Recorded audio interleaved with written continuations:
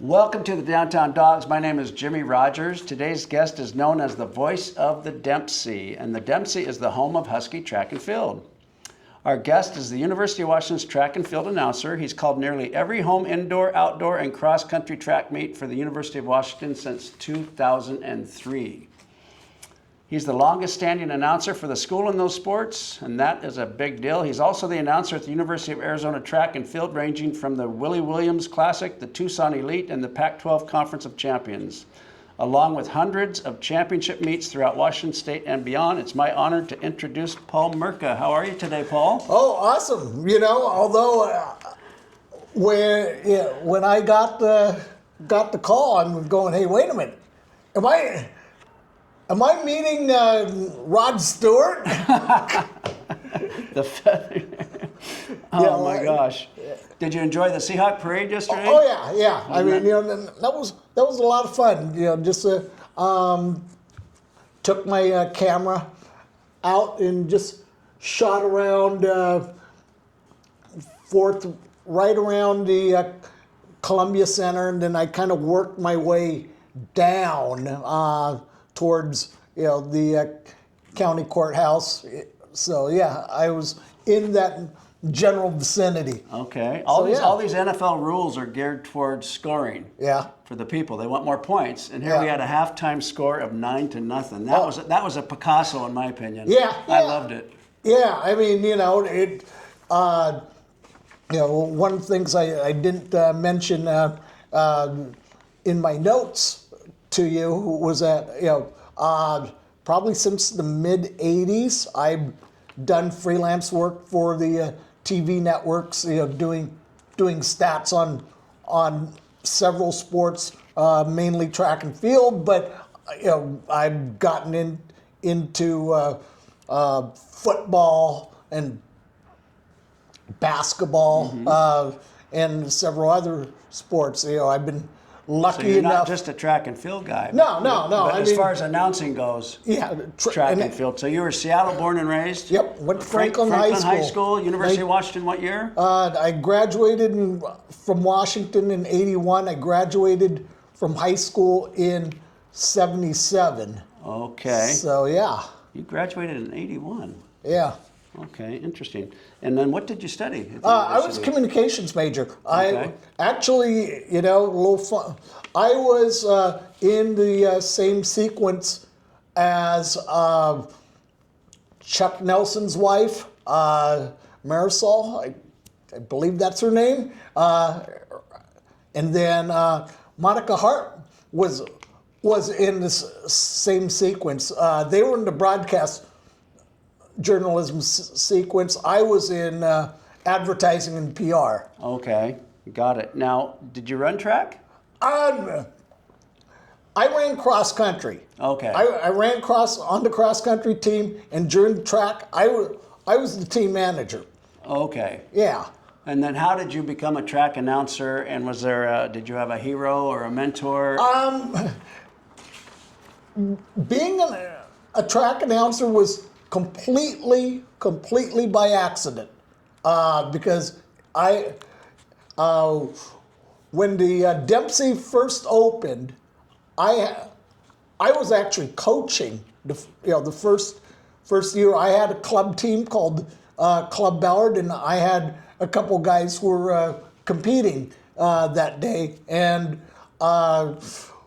so I went up to the old announcers stand, which is basically about 3-4 stories high at the south end of the Dempsey. It's a little, I guess it would be like a lookout space. I know that during football, I guess that would be called the coach's tower. The tower, okay. Yep. So you could see everything. Yeah. You could see every event. Yeah. Now, I can't even imagine the amount of prep time that goes into a track meet. I mean, how many athletes are participating? It's just one. How many per school? It's now an invitational format, so you have upwards of 30, 35 schools, plus you'll have unattached athletes. You'll have Olympians in the field. And then how many events? Well, for indoors, you got 60, 200, 400, 800, the mile, 3,000, and the 5,000, and then you have in the field events high jump, pole vault, shot put, long jump, triple jump, and the weight throw. And so what I tend to do when I prep for meet, because it's nearly impossible to have something on every athlete that's competing. So my process starts when just a little bit after the entries close, and the meet director, who, by the way, here at the University of Washington, I got to give a little shout out to Stephanie Bohannon, who's the director of operations, and she's the meet director, and does a freaking amazing job putting together the fields. And also, probably the hardest part is dealing with the coaches or coaches of other schools or clubs, saying why isn't my guy in the in a certain heat? That's Not a fun job. no. I mean, We that's should probably say her name again. Stephanie Bohannon. Bohannon, okay. Yep. Good job, Stephanie. Yep, she is the amazing meet director. But anyway, she sends me a list once the entries close, and she basically looks through the entry list, and every once in a long while, somebody's going to fake a mark, the saying that they ran this, because they have entry standards to get into the meet, and if it's there's something obvious, she How do you catch it? It's just the naked eye is going no, over this? well, in theory, every meet director says you have to have a verified mark, and for high schoolers, the athletic.net or MileSplit are like the major databases, because if you want to enter a high school meet, your school has to be registered with athletic.net or Okay, and a mark looks like on paper, what does it look like? Just a check in the box? Or no, a mark, like a number? Yeah, Okay, like a serial number? 10, 5, and 100. Okay. Yeah. Okay. And MileSplit and athletic.net, they have a database of just about every kid. I mean, it's crazy. How you can look up a kid, and every state uses it to register marks. Okay. So, so if you tell me that you ran 10, 9, and 100 in the Lake Oswego meet, Okay. and the Lake Oswego meet is supposed to, after the meet's over, that they upload their results, and Gotcha. you can look it up. Okay. Now in college, there's TFERS, which is the track and field recording system, and then for for international meets, you go through the World Athletics database. Okay. So yeah, you can look stuff up. So much more goes into it than what we know. And so a typical track meet, like the one you have coming up this weekend, is a Friday through a Sunday, or is it? Friday to Saturday, 2 days. It's just 2 days. So Yeah. it's a lot of events to get into 2 days. Yeah. And that's not where your work begins. Yeah. Your work begins the week before, probably, to Oh, prep. Absolutely. And then, stuff gets updated in the days before the meet. Like say, coach will scratch somebody out of an event or put them into a different event. Okay. So yeah. So you're announcing, is it going onto a radio and a TV, or is it just going to the field? It's to the surrounding yeah, track meet? It is in stadium. In the stadium, okay. Yep, or in arena. So you've got a good voice, obviously. Yeah, but every once in a while, I know that the UW's home meets are live streamed on runnerspace.com, and either every once in a while they will take the feed from the PA. Okay. So basically what they do they will plug a line into the UW's audio box. Okay. And like say if the announcer for Runner Space is taking a break, or it's a heat that they don't want to cover, what they'll just take my voice off the UW's PA system. Okay. So yeah. You must be very dedicated to your job. Yeah. I mean, I would say a meet typically takes me about 12 hours to prep. I like to go in 3 4-hour blocks. Okay. And what I do is, and this is what an announcer in Indiana who announces the NCAA cross country meets showed me. He has it on Excel. Okay. And basically it's athlete's name, year in school, what school they go to, and a one-line blurb about that athlete. Now, like somebody who's got a lot of accomplishments, you can't fit that in. It's impossible to fit that all in. Like say, we'll just use Carl Lewis as a example. Nine-time Olympic champion, X amount of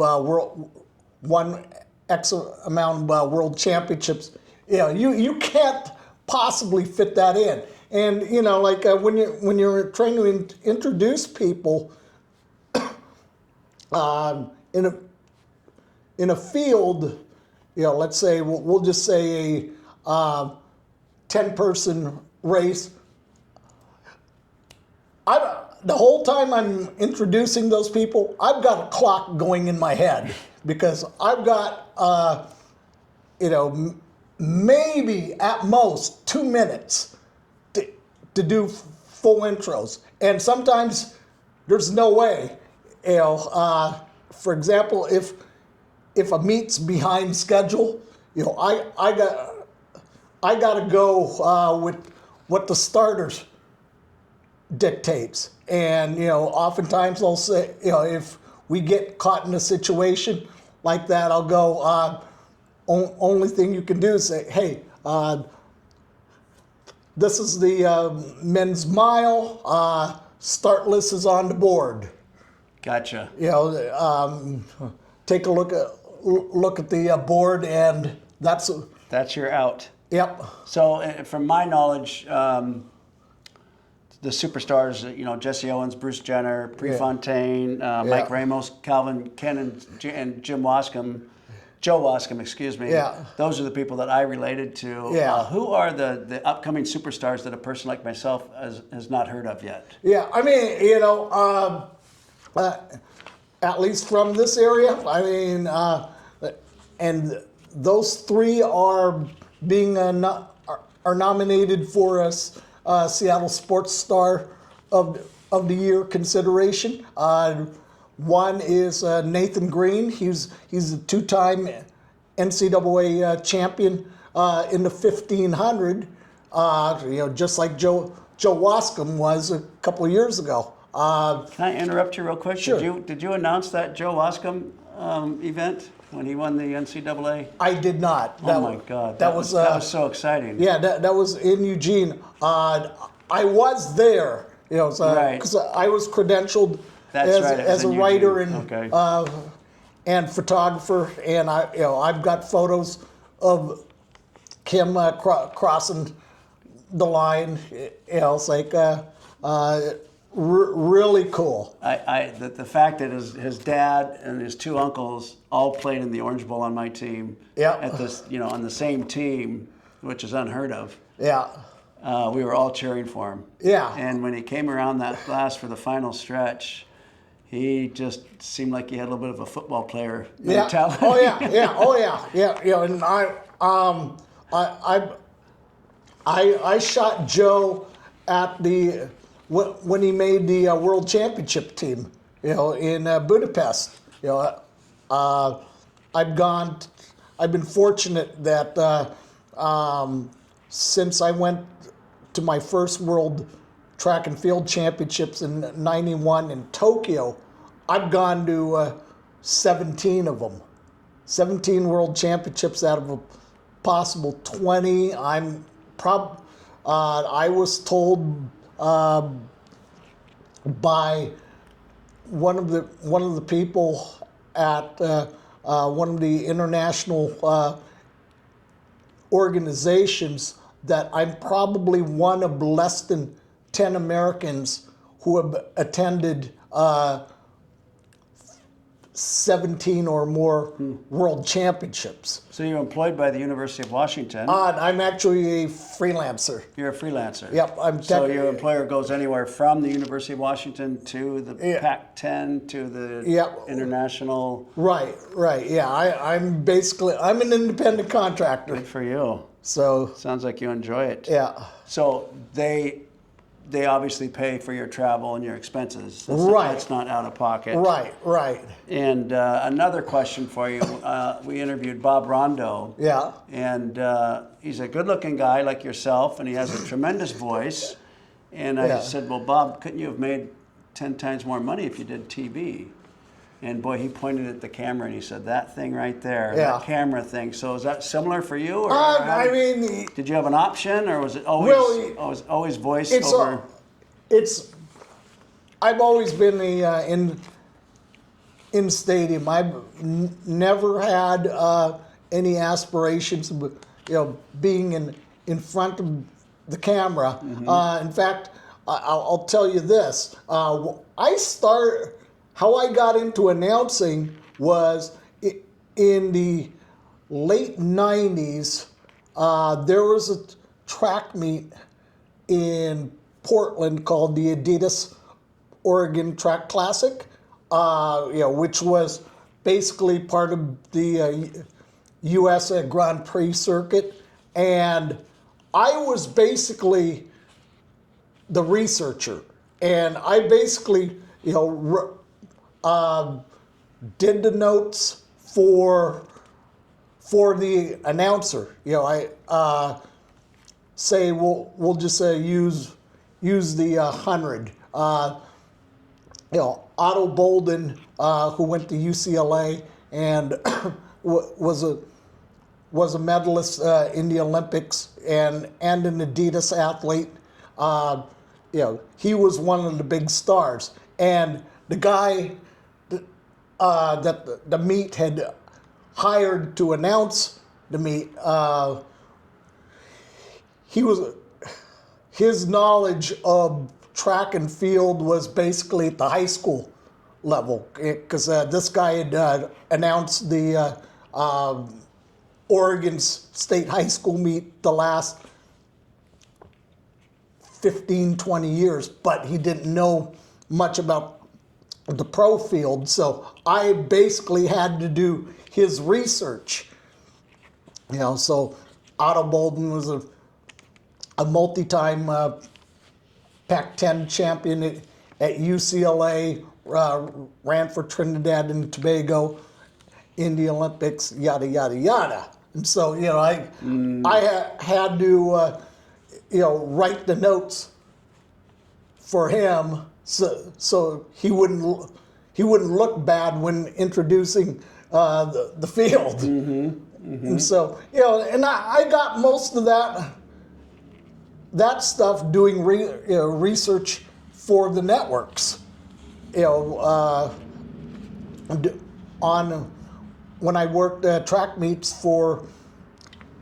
as a freelancer for NBC and for ABC and ESPN. So. Okay. Now help me with this one. Isn't a track record the most dignified record of any sport? And what I'm getting at, and maybe I'm not phrasing this correctly, the 100 meters is always the 100 meters. Yeah. They're going to get different shoes, et cetera, but records in football are broken. They're changing the rules, the way the game is played.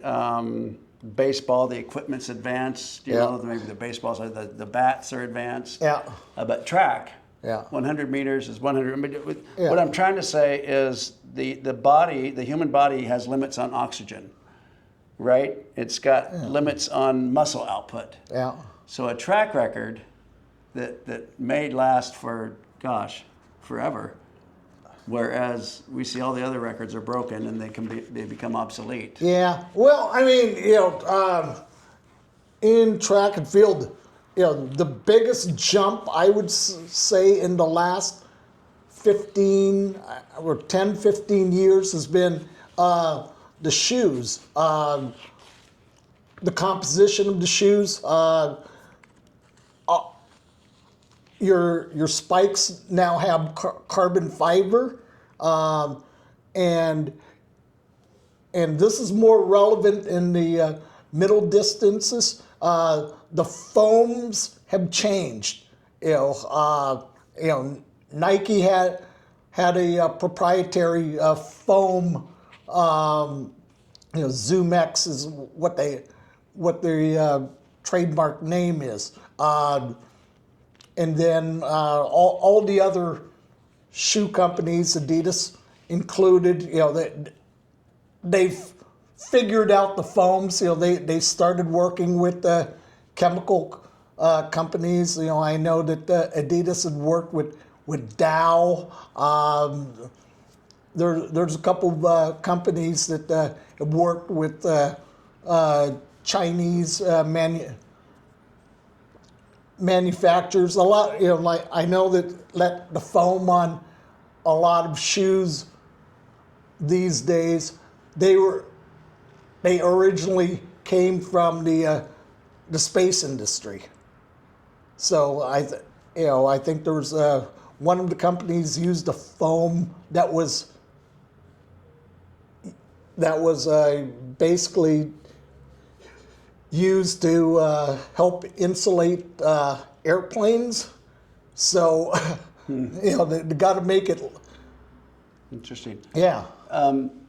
The hardest two things to do in sports, number one is the pole vault. Number two is hit a major league fastball. Would you agree with number one? Yeah. The pole vault is the most difficult? I'd put it up there because, with all due respect to Hannah and Amanda Mall, who are two of the other athletes that are being considered for Seattle Sports Star of the Year. There's got to be an element of being nuts to do the pole vault. What's the record these days? How high are they going? I'll tell you what. Both Mall sisters, who are juniors at the University of Washington, they vaulted 16 feet. To put that in perspective, there's only 5 American women who have cleared 16 feet in the women's pole vault. And Ever. Yep. Okay. Fun fact, every American woman who, before the Malls did that, that's vaulted 16 feet, they've won either an Olympic or a world championship medal. So that's something for your viewers Interesting. to think about. What is your favorite track moment of all your events? Boy, that is a very, I'll be honest with you, that's a very deep question. I mean, I've been in the game long enough. I mean, I saw the great battle in Tokyo between Mike Powell and Carl Lewis, where they both went 29 feet in the long jump. Lewis, albeit, was just a hair over the wind allowable limit. So I think he was like either 2.1 meters per second was the wind reading, or 2.2, but it was just a hair over the legal for a record, which is 2.0. And Mike Powell in Tokyo that night just nailed it, abso-freaking-lutely nailed it, and set the world record, which was held by Bob Beamon from the 1968 Olympics. There you go. So yeah, I would say it wasn't so much the record, but it was the mano-a-mano battle between Carl Lewis and Mike Powell. What year was that? 1991 in Tokyo. Mm-hmm. That was my first world championship. So A great start. yeah, and funny thing was, I was at the other end of the stadium. So all I saw when Mike Powell jumped was his first 5-6 steps, because he was going the opposite way. I was on the other side of the stadium, because at the same time the long jump final was going, I was at the other end covering the men's high jump qualifying, because I was there basically for... You had your specific events. Yeah, because You're watching him out of the corner of your eye? Yeah. Okay. Yeah, it was kind of like, I was taking a little bit of a break, and I broke long enough to take a look at it, and and I'm trying to calculate when Rick Noji, who went to the UW and he had made his first world championship team. I was trying to look to see when he was going to jump next. Okay. So yeah. Okay. Where were you the day Steve Prefontaine died? I was May 30th, 1975. I was in high school. You were in Sophomore high school? year in Yeah. high school at Franklin. Mm-hmm. It's like I'd walked in to the library, before school started, and somebody had come up to me and said, "Yeah, Pre died in a crash." Mm-hmm. So, and I'm going, "Oh, yeah, that was." I was in Oregon. Yeah, And yeah. junior high, maybe. Yeah, it was the day the music died. It just, Yep. everything stopped. Yep, absolutely. Surreal, wasn't it? Yeah, over the years, I've talked to a couple people who were with him. The night he he died in the car crash on Skyline Boulevard in Eugene. You know, I think one of the last guys, in fact, he was the last guy to see him alive, was Frank Shorter. You know, because Was Shorter in Eugene? he raced in Eugene. Yeah. Yeah. He was in a race. You know, There was Rogers and Shorter were Yeah. doing the distance. yep. Is yeah. that right? Frank Yeah. Rogers. No, Bill Rogers. Bill Rogers, Frank but Shorter. he was. Bill Rogers wasn't there, but Frank Shorter was there. Same time period. Yeah. Yep. I gotcha. Gosh, I actually, one of the guys that I knew that trained with Prefontaine was Scott Daggett. I Right. don't, he Scott ran at Oregon. His dad had the Pepsi franchise here in Seattle, and his dad was also the managing director of the Seattle Sounders, Okay. the NASL version of the Sounders. Okay. And Paul, what's your favorite track event? You know, that's Not to announce, just Yeah. as a fan. as a fan, I would probably say the 1500 or the mile. I mean, it's not like the 100 where it's 10 seconds and it's over. You know, as a fan, I like the mile just because it's 4 minutes of a buildup. Makes sense. Yeah. Favorite event to announce? I would say it would be a tie between the mile, 1500. I would say I would put the pole vault up there, and the shot put.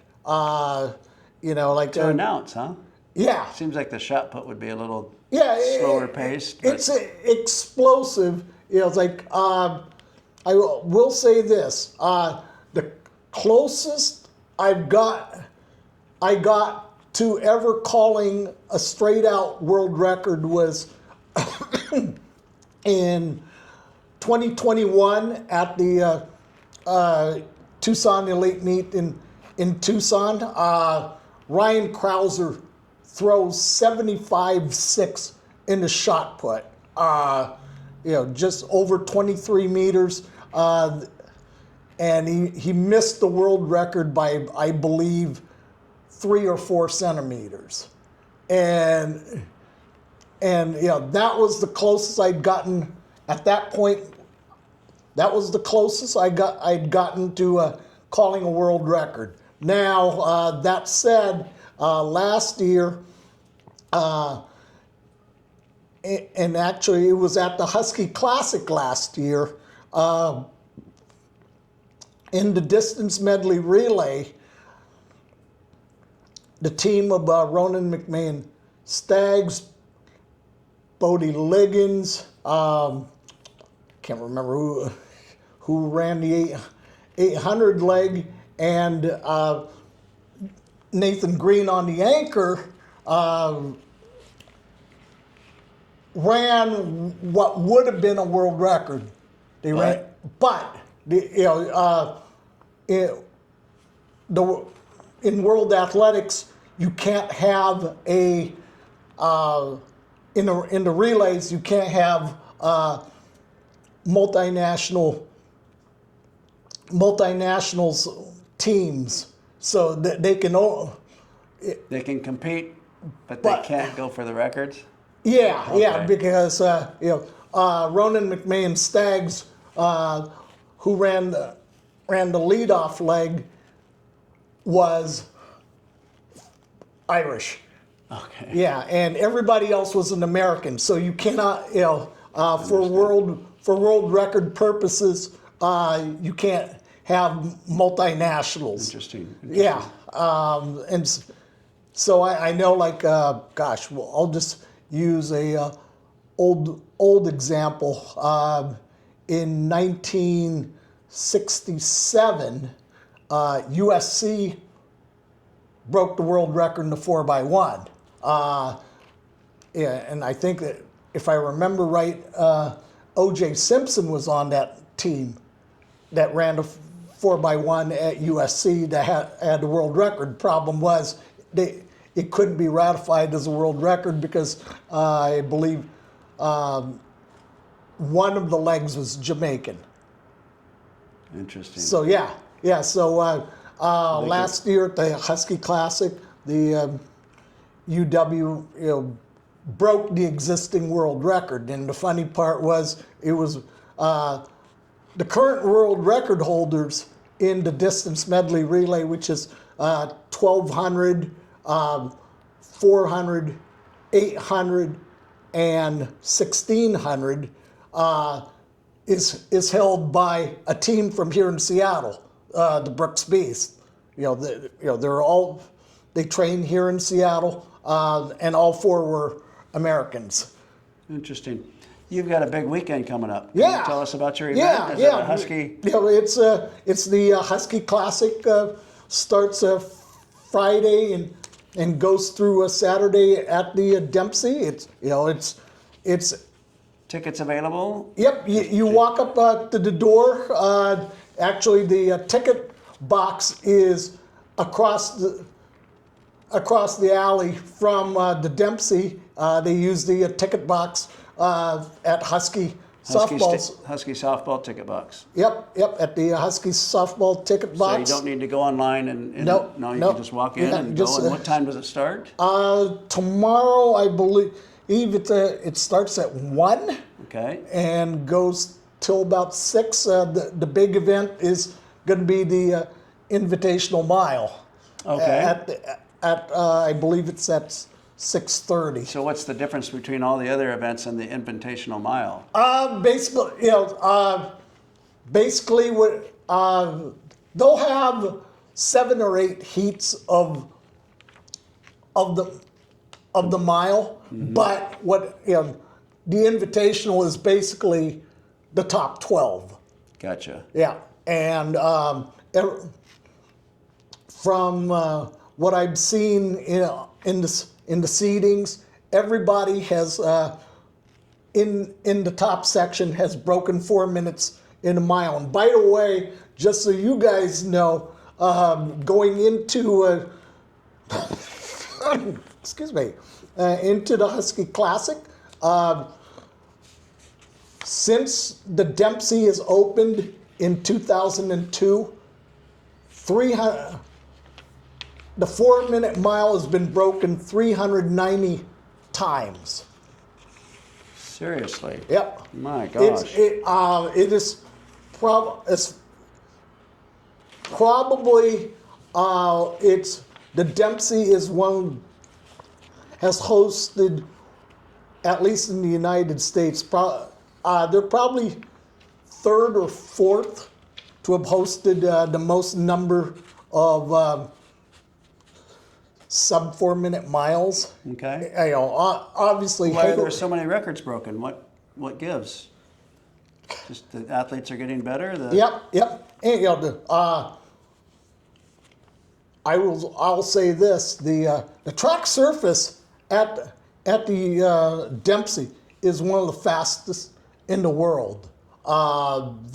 It's been around for quite some time. Yeah, but it's been resurfaced 2 or 3 times. Okay. And I think the way that the Dempsey was built, because if you remember back in the day that area, that was field. Yeah. The marching band would practice. Yep, the band was there, and it was kind of, and I don't know if you guys, did you guys, when you played, did you guys have practice there on on games where you had to play on grass, Yes. either like a U.S. Absolutely. We You did. know, We did. And yeah. and it was beat up. Yeah, oh yeah, and It was real grass. Yep, and I don't know if you remember, even before the probably in this up until the 70s, if you remember the parking lot, Sure. the east parking lot, and that area, they used to be a freaking garbage dump. Yeah, no, I'm, yeah, Some prime property. yeah, and it was basically, marshland, and that area wasn't, that whole area from where the helicopter pad is to probably just right before Husky Stadium, that land is not very stable. Gotcha. So yeah, Almost a marsh. yeah, oh yeah.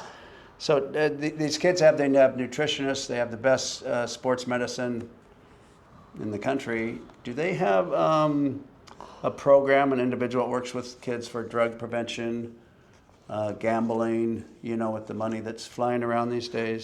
I believe that I know it.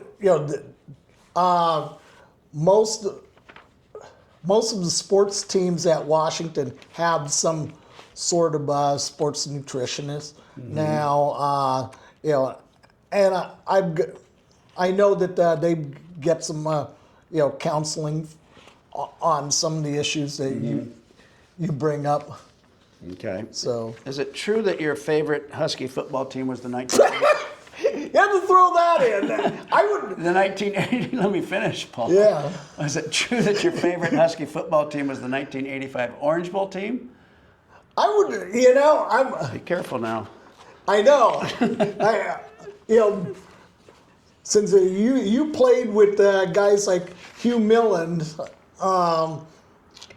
I would put. They would be up there with the 91 team. Okay. Yeah. Okay. I mean, so that's very nice. Yeah, it's you take your pick. You can't lose. Right. Now this football coach, McDonald for the Seahawks, reminds me so much of Don James. I mean, it's special teams, defense, and then offense. Mm-hmm. Yeah. And class act. Yeah. I heard from a very good source that Don James would take his best athletes and put them on defense. I see where this is going. Except for the running backs. Yeah. The running backs were those were the kings. Yeah. Those were the kings of the jungle. Yeah. Oh yeah. It's like Cookie Jackson went to Franklin. Right. Yep. He graduated in, I believe, 81 or 82. Richard Wilson, was he a trackster out of Franklin? No. Nothing. Okay. Yeah. Paul, what noise makes you smile, or sound? Well, like Earth, Wind, and Fire. Yep. Oh yeah. I mean, like when I was in high school, it's like alarm would be set for 6 a.m. and just listening to on the radio 1250 KYAC. I don't know if you guys remember that. That was the Soul Station, and you hear Earth, Wind and Fire, or like James Brown, any of those artists from that era, and go, damn, I'm ready. Let's go. What gets you out of bed in the morning? Is it the fact that you got a track meet? Is it the fact that you're alive and well? Yeah, I'd probably say all of the above. And anytime you're alive, it's got to be a good day, right? Absolutely. Now, when you arrive at the pearly gates, what would you like to hear God say to you? That's a hopefully that hopefully he tells me that I didn't screw up during my time down there. You know, as long as I didn't screw up, I think I'm good. You are good. Yeah. From the heart of downtown Seattle, Washington, my name's Jimmy Rogers, Paul Merca. Yep. We are the Downtown Dogs.